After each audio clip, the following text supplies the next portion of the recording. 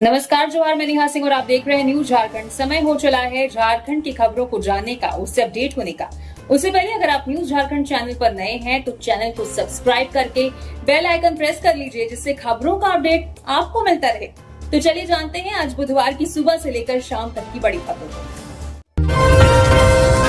झारखंड की 108 एम्बुलेंस सेवा पर संकट, आधे से ज्यादा वाहन खराब, कर्मचारियों को महीनों से नहीं मिली सैलरी। झारखंड की आपातकालीन स्वास्थ्य सेवाओं की लाइफलाइन मानी जाने वाली 108 एम्बुलेंस सेवा इन दिनों खुद गंभीर संकट से जूझ रही है। हालात ऐसे हैं कि मरीजों को अस्पताल पहुंचाने वाली एम्बुलेंस व्यवस्था ही मानो आईसीयू में भर्ती हो गई हो। राज्य में बड़ी संख्या में एम्बुलेंस खराब पड़ी है, जबकि कर्मचारियों को कई महीनों से वेतन नहीं मिला है। ऐसे में आपात स्थिति में मरीजों तक समय पर चिकित्सा सहायता पहुंचाने को लेकर चिंता बढ़ गई है। जानकारी के मुताबिक झारखंड में कुल 542 एम्बुलेंस हैं, जिनमें से 496 एम्बुलेंस संचालन के लिए सेवा प्रदाता संस्था को सौंपी गई थी। कर्मचारियों का दावा है कि इनमें से 50 से 60% एम्बुलेंस पूरी तरह खराब है, जबकि करीब 30% वाहन सीमित दूरी तक ही चल पा रहे हैं। दूसरी ओर एम्बुलेंस चालकों और कर्मचारियों का कहना है कि उन्हें अप्रैल 2026 से वेतन ही नहीं मिला। कर्मचारियों ने सरकार से जल्द वेतन भुगतान, खराब वाहनों की मरम्मत और नई एजेंसी के चयन की प्रक्रिया में तेजी लाने की मांग की है। स्वास्थ्य विशेषज्ञों का मानना है कि 108 एम्बुलेंस सेवा आपातकालीन स्वास्थ्य व्यवस्था की रीढ़ है, इसलिए इस संकट का जल्द समाधान बेहद जरूरी है। हाथी के हमले से व्यक्ति की मौत, सरायकेला चाईबासा में आतंक, ईचागढ़ में महिला घायल, वन विभाग पर लापरवाही का आरोप। कोल्हान क्षेत्र में जंगली हाथियों का आतंक लगातार बढ़ता जा रहा है, जिससे ग्रामीणों में भारी दहशत है। मंगलवार रात सरायकेला, खरसावा और पश्चिमी सिंहभूम जिले में 2 अलग अलग घटनाओं में एक व्यक्ति की जान चली गई और एक महिला गंभीर रूप से घायल हो गई। पश्चिमी सिंहभूम के मनोहरपुर प्रखंड के पाथरबासा गांव में रात करीब 2 बजे जब दिलेश्वर जातराम घर से बाहर निकले तो एक दंतैल हाथी ने उन पर हमला कर उन्हें सूंड से उठाकर पटक दिया, जिससे मौके पर ही उनकी मौत हो गई। वहीं सरायकेला खरसावा के ईचागढ़ प्रखंड के मौसाढ़ा गांव में हाथियों के झुंड ने एक मकान की दीवार ढहा दी, जिसके मलबे में दबकर घर के अंदर सो रही एक महिला गंभीर रूप से घायल हो गई, जिसे ग्रामीणों ने मशक्कत के बाद बाहर निकालकर अस्पताल पहुंचाया। इस घटनाओं से आक्रोशित ग्रामीणों ने वन विभाग पर लापरवाही का आरोप लगाया है। ग्रामीणों का कहना है कि तिरुलडीह क्षेत्र में सुवर्ण रेखा नदी के किनारे बड़े पैमाने पर हो रहे बालू खनन के कारण हाथियों का प्राकृतिक रास्ता बाधित हुआ है, जिससे वे मजबूरन आबादी वाले इलाकों का रुख कर रहे हैं। इस दुखद घटना पर वनपाल अभय कुमार ने बताया कि राज्य सरकार की नई नीति के तहत मृतक के परिजनों को तत्काल 1 लाख रुपए की सहायता राशि दी जा रही है। इसके साथ ही कागजी प्रक्रिया पूरी होने के बाद पीड़ित परिवार को 9 लाख रुपए की अतिरिक्त अनुग्रह राशि भी प्रदान की जाएगी। जमशेदपुर पूर्वी की विधायक पूर्णिमा साहू की तबीयत बिगड़ी, टीएमएच में भर्ती, पूर्व मुख्यमंत्री रघुवर दास पहुंचे। जमशेदपुर पूर्वी की विधायक पूर्णिमा साहू की अचानक तबीयत बिगड़ने के बाद उन्हें टाटा मेन हॉस्पिटल में भर्ती कराया गया है। मंगलवार देर रात स्वास्थ्य खराब होने पर परिजन उन्हें तत्काल अस्पताल लेकर पहुंचे, जहां चिकित्सकीय जांच के बाद उन्हें क्रिटिकल केयर यूनिट में भर्ती कर दिया गया है। फिलहाल डॉक्टरों की निगरानी में उनका इलाज जारी है और उनकी स्थिति स्थिर बताई जा रही है। विधायक के प्रतिनिधि गुंजन यादव ने बताया कि मंगलवार को पूर्णिमा साहू कई कार्यक्रमों में शामिल हुई थी। इस दौरान उनकी तबीयत लगातार बिगड़ती चली गई। देर शाम उन्हें टीएमएच ले जाया गया, जहां जांच में 104 डिग्री बुखार और रक्तचाप कम होने की जानकारी सामने आई। विधायक पूर्णिमा साहू की तबीयत खराब होने की सूचना मिलते ही उनके ससुर और झारखंड के पूर्व मुख्यमंत्री रघुवर दास भी टीएमएच पहुंचे। उन्होंने चिकित्सकों से मुलाकात कर स्वास्थ्य की जानकारी ली और इलाज की प्रगति के बारे में जानकारी प्राप्त की।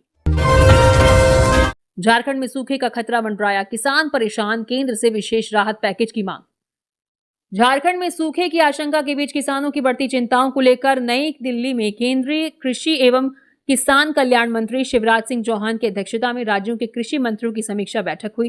कृषि मंत्री शिल्पी नेहा तिर्की ने संभावित टिड्डी हमले, उर्वरकों की उपलब्धता, जलवायु परिवर्तन और किसानों के हितों से जुड़े मुद्दे उठाते हुए बताया कि राज्य सरकार ने संवेदनशील जिलों की पहचान कर तैयारी शुरू कर दी है। साथ ही केंद्र से प्रभावित किसानों के लिए विशेष राहत पैकेज की मांग की। मंत्री ने कहा कि जलवायु परिवर्तन को देखते हुए राज्य में जलवायु अनुकूल खेती को बढ़ावा दिया जा रहा है। किसानों को मक्का और दलहन जैसे फसलों के साथ पशुपालन, मशरूम, लाख उत्पादन, मत्स्य पालन और अन्य वैकल्पिक कृषि गतिविधियों के लिए प्रोत्साहित किया जा रहा है, ताकि उनकी आय बढ़े और सूखे जैसी परिस्थितियों का असर कम हो। स्कूली छात्राओं से भरा ऑटो अनियंत्रित होकर पलटा, कई घायल। पलामू में उंटारी रोड थाना क्षेत्र के मुरमा गांव में बुधवार की सुबह स्कूली छात्राओं से भरा एक ऑटो अनियंत्रित होकर पलट गया। हादसे में कई छात्राओं के घायल होने की खबर है। स्थानीय लोगों की मदद से सभी घायलों को उपचार के लिए अस्पताल पहुंचाया गया है। मिली जानकारी के अनुसार ऑटो में 14 छात्राएं सवार थीं। सभी छात्राएं उंटारी रोड स्थित आर के गांधी हाई स्कूल जा रही थीं। इसी दौरान मुरमा गांव के पास चालक वाहन पर नियंत्रण खो बैठा, जिससे ऑटो पलट गया। हादसे के बाद मौके पर अफरा तफरी मच गई। स्थानीय लोगों ने तत्काल राहत कार्य शुरू करते हुए छात्राओं को ऑटो से बाहर निकाला। घायलों में 5 छात्राओं को बेहतर इलाज के लिए एमएमसीएच में भर्ती कराया गया है, जहां उनका इलाज चल रहा है। अन्य छात्राओं को प्राथमिक उपचार के बाद घर भेज दिया गया। झारखंड में बारिश का येलो अलर्ट। कई जिलों में 500 किलोमीटर प्रति घंटे की रफ्तार से चल सकती है हवा। 29 जून तक बारिश की बनी संभावना। झारखंड में इन दिनों रोजाना ही दोपहर बाद बारिश हो रही है। हालांकि ऐसा सभी जिलों में नहीं हो रहा है। मौसम विभाग के अनुसार आने वाले दिनों में भी मौसम का मिजाज बदला रहेगा। विभाग ने 29 जून तक राज्य के अधिकांश क्षेत्रों में हल्के से मध्यम दर्जे की बारिश की संभावना जताई है। इस दौरान कई स्थानों पर मेघ गर्जन के साथ 40 से 50 किलोमीटर प्रति घंटे की रफ्तार से तेज हवा चल सकती है। वहीं मौसम विभाग के अनुसार पलामू, गढ़वा, चतरा और लातेहार को छोड़ शेष भागों में कहीं कहीं गर्जन, वज्रपात और 40 से 50 किलोमीटर प्रति घंटे की रफ्तार से हवा चलने की संभावना बनी हुई है। वहीं आज फिर से दोपहर बाद मौसम में बदलाव देखने को मिले, जिससे तेज हवा के साथ हल्की बारिश भी हुई। संभावित मौसम गतिविधियों को देखते हुए विभाग ने येलो अलर्ट जारी किया है। हालांकि बारिश के बीच तापमान में फिर बढ़ोतरी के संकेत भी मिले हैं। मौसम विभाग का अनुमान है कि अगले 3 दिनों के दौरान अधिकतम तापमान में 2 से 3 डिग्री सेल्सियस तक वृद्धि हो सकती है। इससे लोगों को उमस का भी सामना करना पड़ सकता है। पिछले 24 घंटे में राज्य में कुछ स्थानों पर गर्जन के साथ हल्के से मध्यम दर्जे की बारिश दर्ज की गई, जबकि एक स्थान पर भारी बारिश रिकॉर्ड हुई। सर्वाधिक बारिश 82.0 मिमी गुमला के भरनों में हुई। वाहन की चपेट में आकर स्कूटी सवार महिला की मौत। सरायकेला खरसावा जिले में एक दर्दनाक सड़क हादसा सामने आया है, जहां एक तेज रफ्तार अज्ञात वाहन की चपेट में आने से स्कूटी सवार महिला की मौके पर ही मौत हो गई। घटना की सूचना मिलते ही स्थानीय लोगों की भीड़ जमा हो गई और उन्होंने तुरंत इसकी जानकारी पुलिस को दी। सूचना पाकर मौके पर पहुंची पुलिस ने शव को अपने कब्जे में लेकर पोस्टमार्टम के लिए अस्पताल भेज दिया है और मामले की छानबीन में जुट गई है। हादसे के बाद मृतका के परिजनों में कोहराम मच गया है और उनका रो रो कर बुरा हाल है। स्थानीय पुलिस दुर्घटना को अंजाम देकर भागने वाले अज्ञात वाहन और उसके चालक की तलाश में जुट गई है, जिसके लिए आसपास के इलाकों और हाईवे पर लगे सीसीटीवी कैमरों के फुटेज खंगाले जा रहे हैं। स्थानीय लोगों ने प्रशासन से इस मार्ग पर वाहनों की रफ्तार पर अंकुश लगाने और दुर्घटनाओं को रोकने के लिए पुख्ता इंतजाम करने की मांग की है। रांची में कल होगा पासिंग आउट परेड। 334 जवान व 6 डीएसपी करेंगे सेवा की शुरुआत। झारखंड की राजधानी रांची में कल एक भव्य पासिंग आउट परेड का आयोजन होने जा रहा है, जो राज्य की सुरक्षा व्यवस्था के लिए एक बड़ा दिन है। इस दीक्षांत समारोह के साथ ही 334 नए जवान और 6 पुलिस उपाधीक्षक औपचारिक रूप से अपनी सेवा की शुरुआत करेंगे। कठोर प्रशिक्षण पूरा करने के बाद ये सभी अधिकारी और जवान झारखंड पुलिस के बेड़े में शामिल होकर कानून व्यवस्था को मजबूत करने और जनता की सेवा करने की शपथ लेंगे। कड़े प्रशिक्षण के बाद सेवा का संकल्प इन सभी जवानों और नवचयनित डीएसपी ने बुनियादी ट्रेनिंग के दौरान शारीरिक दक्षता, हथियारों के संचालन और आधुनिक अपराधों से निपटने की कड़ा प्रशिक्षण प्राप्त किया है। परेड के दौरान इनकी उत्कृष्ट प्रदर्शन को सम्मानित भी किया जाएगा। इस नए और ऊर्जावान बैच के पुलिस बल में शामिल होने से राज्य में उग्रवाद नियंत्रण, साइबर क्राइम और आम नागरिकों की सुरक्षा को और अधिक बल मिलने की उम्मीद है। कतर के गैस प्लांट में हादसा, जमशेदपुर के प्रवासी मजदूर की मौत। कतर के रास लाफान इंडस्ट्रियल सिटी स्थित बारजान गैस प्लांट में हुए एक भीषण विस्फोट में 13 श्रमिकों की मौत हो गई, जिसमें 12 भारतीय नागरिक शामिल हैं। इस दर्दनाक हादसे में जान गंवाने वालों में झारखंड के जमशेदपुर धतकी डी के रहने वाले रजा अली इमाम भी शामिल थे, जो वहां एक इंस्ट्रूमेंट टेक्नीशियन के रूप में काम कर रहे थे। कतर के ऊर्जा मंत्री के अनुसार यह हादसा किसी साजिश का हिस्सा नहीं, बल्कि प्लांट को दोबारा शुरू करने के दौरान तकनीकी खराबी के कारण हुआ एक गंभीर एक्सीडेंट था। इस ब्लास्ट में कम से कम 66 अन्य लोग घायल भी हुए हैं। इस अचानक हुई त्रासदी के बाद रजा अली इमाम के गृहनगर जमशेदपुर और उनके परिवार में गहरा शोक छा गया है। वो अपने पीछे पत्नी और 2 छोटे बच्चों को छोड़ गए हैं।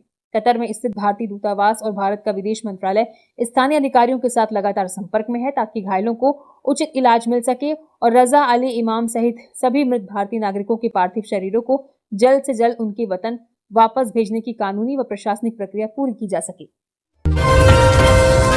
हाईकोर्ट की फटकार के बाद भी झारखंड के 606 थानों में नहीं लगे सीसीटीवी, 2 महीने में कैमरे लगाने का दावा। झारखंड हाईकोर्ट के बार बार निर्देश और फटकार के बावजूद राज्य के 606 थानों में अब तक सीसीटीवी कैमरे नहीं लग पाए हैं।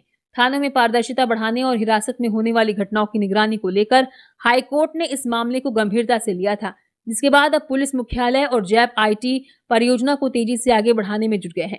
जैप आईटी के निदेशक आईएएस चंदन कुमार ने बताया कि राज्य के सभी थानों में सीसीटीवी कैमरे लगाने की तैयारी पूरी कर ली गई है। अगले 2 महीने के भीतर झारखंड के सभी जिलों के थानों में कैमरे स्थापित कर दिए जाएंगे। जानकारी के अनुसार थानों के मुख्य प्रवेश द्वार, हाजत, थाना प्रभारी कक्ष, पूछताछ कक्ष, मालखाना, बरामद और थाना परिसर समेत सभी महत्वपूर्ण स्थानों पर हाई रिजोल्यूशन सीसीटीवी कैमरे लगाए जाएंगे। झारखंड टी20 क्रिकेट लीग में छोटा नागपुर रॉयल्स बनी चैंपियन। फाइनल मुकाबला देखने के लिए उमड़ा जनसैलाब। झारखंड टी20 क्रिकेट लीग के पहले संस्करण का फाइनल मुकाबला जहां क्रिकेट के रोमांच और रिकॉर्ड भीड़ के लिए याद किया जाएगा, तो वहीं स्टेडियम के बाहर हुई अव्यवस्था और भगदड़ जैसी स्थिति ने आयोजन पर गंभीर सवाल भी खड़े कर दिए हैं। JSCA इंटरनेशनल क्रिकेट स्टेडियम में खेले गए फाइनल में छोटा नागपुर रॉयल्स ने जमशेदपुर स्टीलर्स को 7 विकेट से हराकर खिताब अपने नाम किया, लेकिन मैच से पहले प्रवेश व्यवस्था चरमराने के कारण कई दर्शक घायल हो गए और कुछ को अस्पताल में भर्ती कराना पड़ा। झारखंड टी20 क्रिकेट लीग के फाइनल मुकाबले में जमशेदपुर स्टीलर्स ने पहले बल्लेबाजी करते हुए 20 ओवर में 8 विकेट पर 180 रन बनाए। 181 रनों के लक्ष्य का पीछा करने उतरी छोटा नागपुर रॉयल्स की शुरुआत शानदार रही। कुशागर की कप्तानी पारी के दम पर रॉयल्स ने 17.2 ओवर में 3 विकेट खोकर 184 रन बना लिए और 7 विकेट से जीत दर्ज करते हुए पहला J20 खिताब अपने नाम कर लिया। रिम्स पहुंची सीआईडी की टीम, एडमिशन में कथित गड़बड़ियों की जांच शुरू। झारखंड सीआईडी की टीम आज बुधवार को रिम्स पहुंची है। एडमिशन प्रक्रिया से जुड़ी कथित अनियमितताओं की जांच की जा रही है। टीम विभिन्न दस्तावेजों और प्रवेश से संबंधित रिकॉर्ड की पड़ताल कर रही है। बताया जा रहा है कि प्रवेश प्रक्रिया में गड़बड़ी की शिकायतों के आधार पर यह जांच की जा रही है।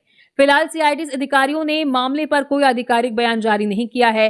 जानकारी के अनुसार सीआईडी के अधिकारी पिछले वर्षों हुए एडमिशन से संबंधित फाइलें, रिकॉर्ड और डिजिटल दस्तावेजों की बारीकी से जांच कर रहे हैं। जांच के दौरान कई महत्वपूर्ण कागजात को खंगाला जा रहा है और संबंधित अधिकारियों व कर्मचारियों से भी पूछताछ की जा रही है। बताया जा रहा है कि पिछले सत्र में हुए कुछ दाखिलों को लेकर अनियमितता और नियमों की अनदेखी की शिकायतें मिली थी।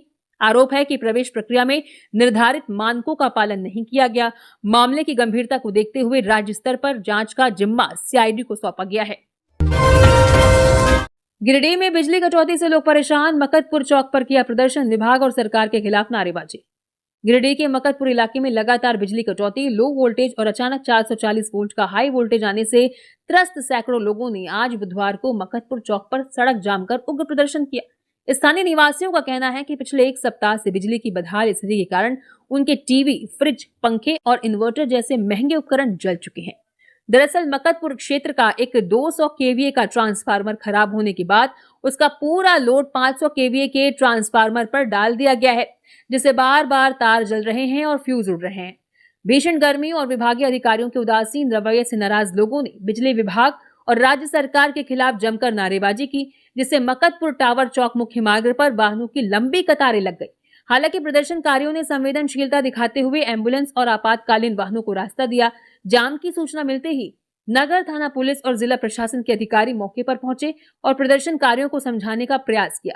प्रशासनिक अधिकारियों द्वारा जल्द से जल्द बिजली व्यवस्था बहाल करने और समस्या का स्थायी समाधान निकालने के ठोस आश्वासन के बाद ही लोगों ने सड़क जाम समाप्त किया। स्थानीय लोगों ने बिजली विभाग को स्पष्ट चेतावनी दी है कि यदि ट्रांसफार्मर और बिजली नेटवर्क को शीघ्र दुरुस्त कर नियमित आपूर्ति सुनिश्चित नहीं की गई तो वे एक बार फिर बड़े आंदोलन के लिए मजबूर होंगी। लातेहार में सड़क हादसा, एक की मौत, खड़े हाईवा में कार ने मारी टक्कर। दुर्घटना में 10 साल का बच्चा गंभीर रूप से जख्मी, रिम्स रेफर। लातेहार के बालूमाथ थाना क्षेत्र अंतर्गत टमटम टोला के पास सड़क किनारे खड़े हाईवा में एक अनियंत्रित कार ने जोरदार टक्कर मार दी। हादसे में कार सवार जुल्फिकार आलम की मौत हो गई, जबकि उनका 10 वर्षीय भतीजा मोहम्मद कुनेर गंभीर रूप से घायल हो गया। घटना के बाद स्थानीय लोगों की मदद से दोनों को बालूमाथ स्वास्थ्य केंद्र पहुंचाया गया, जहां चिकित्सक डॉक्टर संजय सिद्धार्थ ने प्राथमिक उपचार के बाद जुल्फिकार आलम को मृत घोषित कर दिया। वहीं गंभीर रूप से घायल मोहम्मद कुनेन का प्राथमिक इलाज करने के बाद बेहतर इलाज के लिए रिम्स रेफर कर दिया गया है। जानकारी के अनुसार जुल्फिकार आलम अपने भतीजे के साथ कार से रांची से अपने घर चतरा जा रहे थे। इसी दौरान टमटम टोला के पास सड़क किनारे खड़े हाईवा में कार की टक्कर हो गई। टक्कर इतनी जोरदार थी कि कार का आगे का हिस्सा पूरी तरह क्षतिग्रस्त हो गया। घटना की सूचना मिलने के बाद बालूमाथ पुलिस सदर अस्पताल पहुंची और मामले की जानकारी ली। थाना प्रभारी अमित कुमार के निर्देश पर पुलिस दुर्घटना के कारणों की जांच कर रही है। Jharkhand inter topper Poonam NEET फर्जी अभ्यर्थी मामले में गिरफ्तार। माता पिता बोले पढ़ाई में थी अव्वल, सॉल्वर गैंग के चंगुल में फंस बर्बाद हो गई बेटी। Jharkhand intermediate science topper Poonam Kumari की गिरफ्तारी ने सबको चौंका दिया है। उसे नीट परीक्षा में किसी दूसरी छात्रा की जगह फर्जी परीक्षार्थी बनकर पेपर देते हुए रंगे हाथों पकड़ा गया है। पुलिस की जांच में सामने आया है कि एक बड़े सॉल्वर गैंग ने पूनम की तेज बुद्धिमानी का फायदा उठाने के लिए उसे लाखों रुपए का लालच दिया था। राज्य की टॉपर होने के कारण परीक्षा माफिया ने उसे मोहरा बनाया और इस फर्जीवाड़े का खुलासा होते ही पूरे शिक्षा जगत में हड़कंप मच गया है। इस घटना के बाद से पूनम के माता पिता का रो रो कर बुरा हाल है और वे गहरे सदमे में हैं। उनका कहना है कि उनकी बेटी बचपन से ही पढ़ाई में अव्वल थी और उसका भविष्य बहुत उज्जवल था, लेकिन वो गलत संगत और शॉर्टकट से पैसे कमाने के चक्कर में सॉल्वर गैंग के चंगुल में फंस गई। उन्होंने भरे मन से कहा कि चंद पैसों के लालच में न सिर्फ उनकी होनहार बेटी का करियर और जिंदगी बर्बाद कर दी, बल्कि समाज में उनके परिवार की प्रतिष्ठा को भी मिट्टी में मिला दिया। देवघर में चोरी के 1.25 करोड़ के गारमेंट्स बरामद। झारखंड बंगाल पुलिस की संयुक्त कार्रवाई। ट्रांसपोर्ट चोर गिरोह का भंडाफोड़, चालक फरार। देवघर के पाथरोल थाना क्षेत्र में पुलिस ने अंतर्राज्यीय ट्रांसपोर्ट चोरी गिरोह का पर्दाफाश किया है। पाथरोल और पश्चिम बंगाल के दुर्गापुर थाना की संयुक्त पुलिस टीम ने कार्रवाई करते हुए करीब 1.25 करोड़ रुपए मूल्य के गारमेंट्स और अन्य सामान बरामद किए हैं। हालांकि इस मामले में शामिल ट्रक चालक और अन्य आरोपी अभी भी फरार है। ये मामला लगभग 20 दिन पहले का है, जब गुरुग्राम स्थित बराल लॉजिस्टिक से पश्चिम बंगाल के लिए गारमेंट्स और अन्य सामग्री से भरा एक ट्रक रवाना हुआ था। रास्ते में ही पूरा माल गायब हो गया था, जिसके बाद पश्चिम बंगाल के दुर्गापुर थाने में प्राथमिकी दर्ज कर जांच शुरू की गई थी। जांच के दौरान मिले सुरागों के आधार पर मंगलवार को पाथरोल थाना क्षेत्र के कोल्होड़ गांव स्थित हमीद अंसारी के मकान में संयुक्त छापेमारी की गई। इस छापेमारी में पुलिस ने चोरी की पूरी खेप बरामद कर ली। बरामद सामान की अनुमानित कीमत करीब 1.25 करोड़ रुपए बताई जा रही है। रांची अजमेर वाया जयपुर चलेगी अमृत भारत ट्रेन। पहली बार मिलेगी अत्याधुनिक सुविधाओं वाली ट्रेन। उत्तर पश्चिम रेलवे को रैक मिला। रांची से अजमेर के बीच जल्द ही अत्याधुनिक सुविधाओं से लैस देश की पहली अमृत भारत वर्जन 3.0 ट्रेन का परिचालन शुरू होने जा रहा है। दक्षिण पूर्व रेलवे ZRUCC के सदस्य अरुण जोशी के अनुसार उत्तर पश्चिम रेल को इस ट्रेन का नया रैक प्राप्त हो चुका है और भारतीय रेलवे अगले 1 महीने के भीतर इसके परिचालन और समय सारणी की आधिकारिक घोषणा कर सकता है। यात्रियों की बढ़ती मांग को देखते हुए ये ट्रेन कुल 22 कोचों के साथ अजमेर से सवाई माधोपुर, सिंगरौली, चोपन, डाल्टनगंज और लोहरदगा होते हुए रांची तक चलेगी। कम खर्च में प्रीमियम श्रेणी जैसा यात्रा अनुभव देने वाली इस ट्रेन में झटका रहित सेमी ऑटोमेटिक कपलर, CCTV सुरक्षा, उन्नत शौचालय, अधिक लेगरूम और डिजिटल पैसेंजर सुविधा डिस्प्ले जैसी आधुनिक सुविधाएं मिलेगी। इसके साथ ही रांची रेल मंडल ने यात्रियों की सुविधा और लंबी दूरी की कनेक्टिविटी को बनाए रखने के लिए संतरागाछी अजमेर स्पेशल ट्रेन और Hatia Lokmanya Tilak terminal special train के फेरे बढ़ाने का भी प्रस्ताव भेजा है, क्योंकि इन साप्ताहिक ट्रेनों की अवधि जून महीने में समाप्त हो रही है। जामताड़ा में आपत्तिजनक स्थिति में पकड़े गए प्रेमी जोड़े को बनाया बंधक। युवती ने लगाया यौन शोषण का आरोप। जामताड़ा जिले के नारायणपुर थाना क्षेत्र अंतर्गत चितामी गांव में एक युवक और युवती को ग्रामीणों द्वारा कथित रूप से आपत्तिजनक स्थिति में पकड़े जाने के बाद भारी हंगामा खड़ा हो गया। आक्रोशित ग्रामीणों ने चंपापुर निवासी युवक मुर्शीद अंसारी को बंधक बना लिया, जिसकी सूचना मिलते ही पुलिस ने मौके पर पहुंचकर दोनों को हिरासत में ले लिया। जानकारी के अनुसार चितामी गांव की 23 वर्षीय तलाकशुदा युवती रोजीना खातून का मुर्शीद के साथ पिछले 1 साल से प्रेम प्रसंग चल रहा था। युवती का पति से तलाक हो चुका था और उसके 2 बच्चे अपने पिता के साथ रहते हैं, जिसके बाद अकेलेपन के दौरान दोनों एक दूसरे के करीब आए थे। थाने पहुंचने के बाद इस मामले ने तब नया मोड़ ले लिया, जब युवती ने लिखित आवेदन देकर अपने ही प्रेमी मुर्शीद अंसारी पर शादी का झांसा देकर 1 वर्ष से यौन शोषण करने का गंभीर आरोप लगाया। युवती का कहना है कि युवक लगातार शादी का वादा करके उसके साथ शारीरिक संबंध बना रहा था। इस हाई प्रोफाइल मामले को लेकर नारायणपुर थाना प्रभारी ने बताया कि दोनों पक्षों के परिवारों को थाने बुलाया गया है और फिलहाल आपसी सहमति से युवक युवती का विवाह कराने को लेकर दोनों पक्षों के बीच गंभीर बातचीत चल रही है। गढ़वा में एम्बुलेंस सेवा होगी अपग्रेड, मरीजों को मिलेगी बेहतर सुविधाएं। गढ़वा जिले की सरकारी स्वास्थ्य व्यवस्था को बेहतर बनाने के लिए पुरानी और जर्जर हो चुकी एम्बुलेंसों को बदलने की तैयारी शुरू हो गई है। झारखंड सरकार के नए नियमों के अनुसार जो एम्बुलेंस 8 साल पुरानी हो चुकी है या 1.5 लाख किलोमीटर से ज्यादा चल चुकी है, उन्हें कबाड़ घोषित कर दिया जाएगा। गढ़वा जिले में ऐसी 14 पुरानी एम्बुलेंस की पहचान की गई है जिनकी हालत बहुत खराब है। इनकी जगह अब स्वास्थ्य विभाग को नए और आधुनिक वाहन मिलेंगे, जिससे मरीजों को समय पर अस्पताल पहुंचाया जा सकेगा। राज्य सरकार पूरे झारखंड में एम्बुलेंस सेवा को सुधारने के लिए 234 नई एम्बुलेंस खरीदने जा रही है। गढ़वा के civil surgeon doctor John F Kennedy ने बताया कि पुरानी गाड़ियों के बार बार खराब होने से गंभीर मरीजों को दूसरे बड़े अस्पतालों में भेजने में काफी दिक्कत होती थी। अब नई एम्बुलेंस आने से जिले के दूर दराज के गांव में रहने वाले लोगों को भी आपातकालीन स्थिति में तुरंत और बेहतर इलाज की सुविधा मिल सकेगी। 10 करोड़ 19 लाख रुपए से बन रही सड़क 2 साल बाद भी अधूरी, ग्रामीणों ने सौंपा पत्र।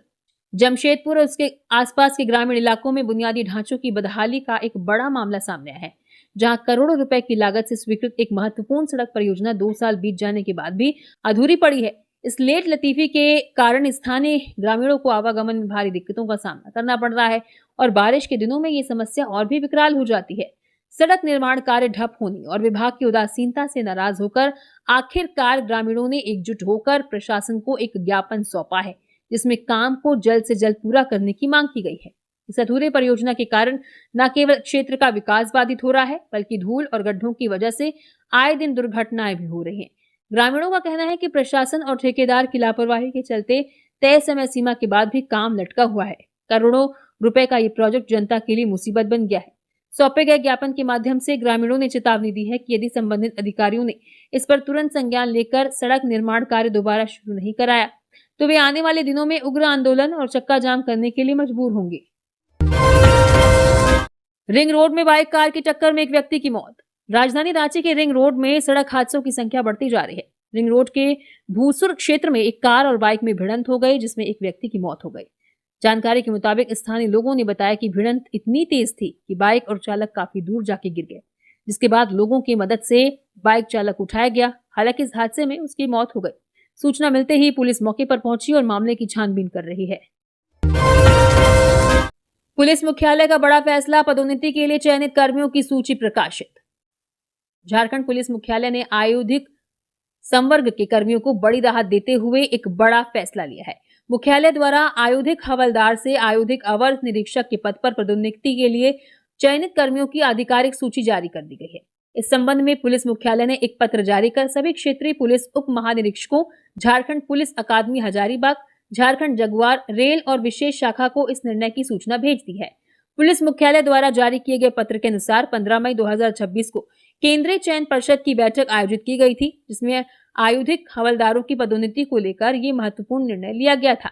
हालांकि मुख्यालय ने ये साफ कर दिया है कि केवल एक चयन सूची है और इसे अंतिम पदोन्नति आदेश नहीं माना जाना चाहिए।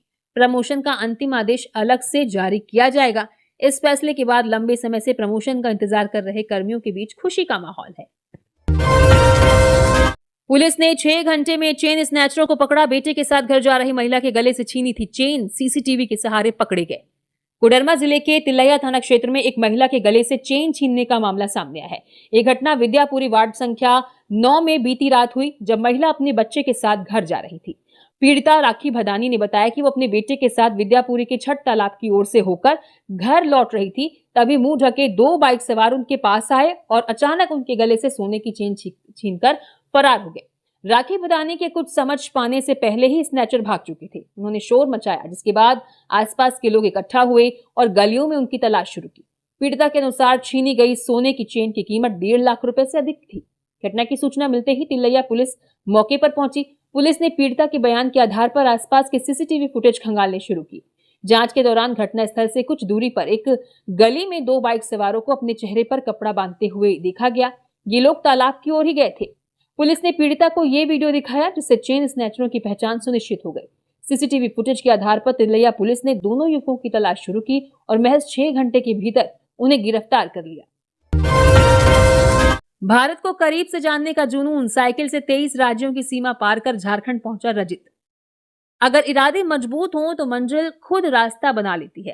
केरल के युवा रजित इसी सोच के साथ साइकिल पर भारत को जानने और समझने की अनोखी यात्रा पर निकल पड़े हैं। सीमित संसाधनों लेकिन असीम उत्साह के साथ शुरू हुई उनकी यात्रा आज हजारों युवाओं के लिए प्रेरणा बन चुकी है। 5 जनवरी 2025 को रजित केलरम से एक साइकिल और एक बैग में जरूरी सामानों के साथ निकले थे। अपने इस रोमांचक सफर में करीब 1.5 वर्ष में रजित 30,000 किलोमीटर दूरी तय कर 23 राज्यों की सीमाओं को साइकिल से पार कर चुके हैं। पश्चिम बंगाल से होते हुए रजित सरायकेला खरसावा जिले पहुंचे। यहाँ उन्होंने चांडिल डैम समेत जिले के कई प्राकृतिक सौंदर्य के साथ साथ मनोरम पर्यटन स्थलों का भ्रमण किया। स्थानीय लोगों से बातचीत कर उन्होंने क्षेत्र की संस्कृति, परंपराओं और जीवन शैली के बारे में जानकारी ली। केरल के रजित का मानना है कि भारत को सही मायनों में जानना है तो उसके गांवों, कस्बों, शहरों और वहां रहने वाले लोगों के बीच जाना होगा। इसी सोच के साथ उन्होंने 5 जनवरी 2025 को साइकिल यात्रा शुरू की थी, जो आज भी जारी है। जामताड़ा में युवक पर हथियारबंद बदमाशों का हमला, पिस्तौल तानकर की मारपीट, गाड़ी का शीशा भी तोड़ा। जामताड़ा जिले के करमाटांड़ थाना क्षेत्र स्थित कुरवा आजाद चौक के पास मंगलवार देर रात 4 नकाबपोश अपराधियों ने एक सनसनीखेज वारदात को अंजाम दिया। नारायणपुर के कट डाबर गांव निवासी जहीर अंसारी जब अपनी कार से ससुराल जा रहे थे, तभी 2 बाइकों पर सवार बदमाशों ने उन्हें रोक लिया। अपराधियों ने हेलमेट पहन रखा था और गाड़ी रुकते ही जहीर पर पिस्तौल तानकर उनके साथ मारपीट शुरू कर दी। साथ ही कार का पिछला शीशा भी तोड़ दिया। हालांकि जहीर ने सूझबूझ दिखाई और शोर मचाया, जिससे आसपास के ग्रामीणों को जुटता देख अपराधी मौके से फरार हो गया। घटना की सूचना मिलने पर करमाटांड़ पुलिस के साथ जामताड़ा के एसडीपीओ वसीम राजा भी मौके पर पहुंचे और जांच शुरू की। पीड़ित जहीर अंसारी की लिखित शिकायत पर पुलिस ने अज्ञात बदमाशों के खिलाफ कांड संख्या 46/26 दर्ज कर उनकी तलाश तेज कर दी है। हमले की सही वजह अभी स्पष्ट नहीं हो पाई है, लेकिन पुलिस इस पहलू की भी बारीकी से जांच कर रही है कि कहीं अपराधियों का निशाना पीड़ित के ससुर गफूर अंसारी के ग्राहक सेवा केंद्र से जुड़ा नगद लेन देन या कोई वित्तीय विवाद तो नहीं था। लोहरदगा में फर्नीचर शोरूम में लगी भीषण आग, करीब 15 लाख रुपए की संपत्ति जलकर राख। लोहरदगा जिले के कुडू थाना क्षेत्र के कुंदो मोड़ स्थित एक फर्नीचर शोरूम में मंगलवार देर रात अचानक आग लग गई। आग की चपेट में आने से शोरूम में रखा सोफा सेट, पलंग, कुर्सी और अन्य फर्नीचर के सामान जलकर राख हो गए। शोरूम मालिक द्वारा घटना में 10 से 15 लाख रुपए के नुकसान का अनुमान लगाया जा रहा है। आग की लपटें इतनी तेज थी कि देखते ही देखते आग ने पूरे शोरूम को अपनी चपेट में ले लिया। आग की ऊंची लपटों को देखकर आसपास के ग्रामीण मौके पर पहुंचे और आग बुझाने का प्रयास शुरू किया। घटना की सूचना मिलने पर लोहरदगा अग्निशमन विभाग की टीम मौके पर पहुंची और काफी मशक्कत के बाद आग पर काबू पाया गया। हालांकि लोहरदगा से कुडू पहुंचने में दूरी के कारण अग्निशमन विभाग की टीम देर से पहुंची। इसी तरह और भी खबरों से अपडेट रहने के लिए न्यूज झारखंड चैनल को सब्सक्राइब करें। धन्यवाद।